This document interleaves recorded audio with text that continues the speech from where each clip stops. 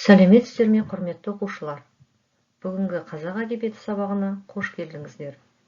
Бүгінгі сабақтың тақырыбы «Мен балаң жарық күнде сәуле қуған» бөліміндегі Сұлтанмахмұт Торайғыровтың «Шығамын тірі болсам адам болып» өлеңі.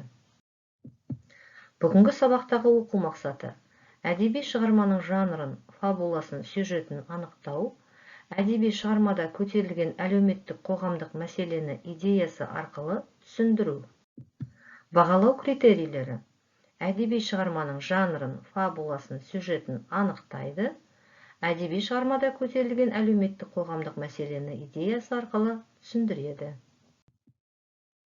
Енді бүгінгі сабақтағы Сұлтанмахмұт Торайғыровтың өмірінен деректерге мән берейік. Туған жылы және жері 1893 жылы 28 қазанда солтүстік Қазақстан облысы Шоқан Уәлиханов ауданында дүниеге келген. Білімі: 1902-7 жылдары аралығында ауыл молдасынан хат таныған. 1908-10 жылдары Баянауыл медресесінде оқыған. 1912 жылы Троицк қаласындағы медреседе білім алады. 1914 жылы Томскіде орысша білім алған. Еңбек жолы: 1912 жылы елде бала оқытады. 1913 жылы Троицкіде Айқап журналында жауапты хатшы болады. 1914 жылы елде мәдени ағарту ісімен айналысады. 1917 жылы Алаш партиясының жұмысында болады.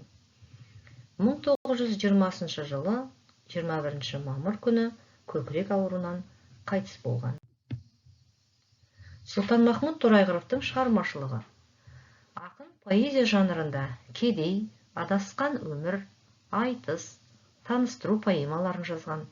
Сондай-ақ Алаш ұраны, Шығамын тірі болсам адам болып, шәкірт ойы, анау-мынау, зарлау, дін, оқу, бір адамға, байлық, кедейлік, жақсылық көрсем өзімнен неге жасаймын секілді өмір қысқа жарты тұтам және тағы да басқа көптеген өлеңдерді дүниеге әкелген.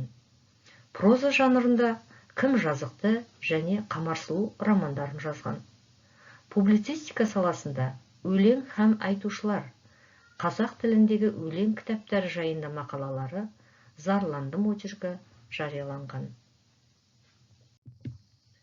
Құрметті оқушылар, бүгін біз сіздермен Сұлтанмахмұт Торайғыровтың «Шығамын тірі болсам адам болып» өлеңін оқып, өлеңнің фабуласын анықтаймыз. Тапсырманың дескрипторы: өлеңді түсініп оқисыздар, өлеңнің фабуласын анықтайсыздар.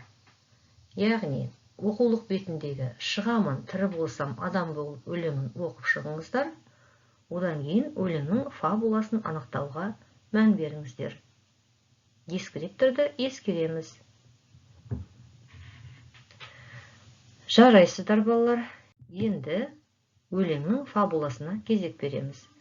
Өлеңнің бірінші шумағында тірі жүрсе адам болып шығатынына сенетінін айтады. Бұл өмірден адам болып өмір сүргенше көрде жатқанды жөн көреді. Екінші шумақта туған ауылына толған айдай білімін толықтырып барып қайтатынын айтады. Үшінші шумақта өз ойын асылық деп санамайды, тірі жүрсе надандықты жоюға күш салатынын айтады. Жақсы. Енді келесі тапсырмаға көшеміз. Екінші тапсырма: қос жазба күнделігі әдісі арқылы өлең жолдарынан көтерілген мәселені анықтап, ақынның негізгі идеясын түсіндіреміз.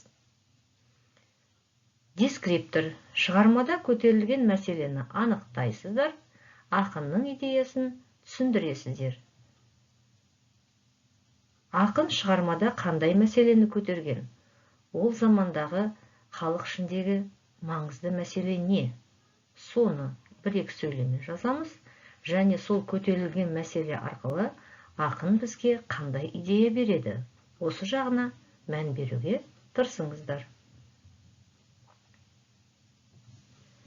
Жақсы, балалар, жарайсыздар. Енді өзіміздің жауабымызды дұрыс жауаппен салыстырып көрейік. Өлеңдегі көтерілген мәселе: ақын шығармада халыққа білім беру, сауатсыздықты, надандықты жою мәселесін көтеріп отыр. Ақынның өлеңдегі идеясы халықты білім алуға шақыру. Ақын білім алған азаматтың болашағы жарқын болатынына сендіреді. Құрметті оқушылар, біз бүгінгі сабақта Сұлтанмахмұт Торайғыровтың өмірі мен шығармашылығынан ақпарат алдық. Шығамын тірі болсам адам болып өлеңінің фабуласын анықтадық. Ақынның өлеңдегі көтерген мәселесі мен идеясын анықтадық. Бүгінгі сабақта оқу мақсатына жеттік деп ойлаймын. Енді оқу тапсырмасына мән беріңіздер. Сіздерге берілген сілтеме бойынша ақынның өмірі мен шығармашылығымен тереңірек танысып, Сұлтанмахмұт Торайғыров білімге неге құштар болды тақырыбына есе жазыңыздар. Осымен балалар, бүгінгі сабағымыз аяқталды. Сау болыңыздар.